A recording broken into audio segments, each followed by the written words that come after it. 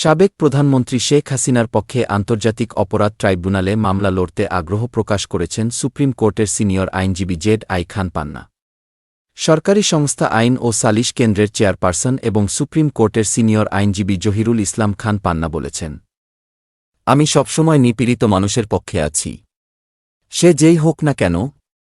যদি সুযোগ হয় আমি শেখ হাসিনার পক্ষে লড়াই করব, সেটা ট্রাইব্যুনাল হোক আর অন্য যে কোনো জায়গায় হোক। বৃহস্পতিবার সাবেক অতিরিক্ত অ্যাটর্নি জেনারেল মেহেদী হাসান চৌধুরীর পক্ষে আইনি লড়াই শেষে সাংবাদিকদের এ কথা বলেন তিনি। জেড.আই খান পান্না বলেন, আগে ছিল গণগ্রেফতার, এখন হচ্ছে গণমামলা। এটার ভিকটিম একসময় আমিও ছিলাম, তবে অকল্পনীয়ভাবে গণমামলা চলছে, এমন এর আগে কখনো হয়নি। মামলার সংখ্যা অতীতের চেয়ে তুলনামূলকভাবে অনেক বেড়েছে বলেও অভিযোগ করেন বর্ষিয়ান এই আইনজীবী। প্রসঙ্গত, গণহত্যাসহ মানবতাবিরোধী অপরাধে জড়িত থাকার অভিযোগে সাবেক প্রধানমন্ত্রী শেখ হাসিনার বিরুদ্ধে আগামী 1 মাসের মধ্যে তদন্ত প্রতিবেদন দাখিলের নির্দেশ দিয়েছে আন্তর্জাতিক অপরাধ ট্রাইব্যুনাল।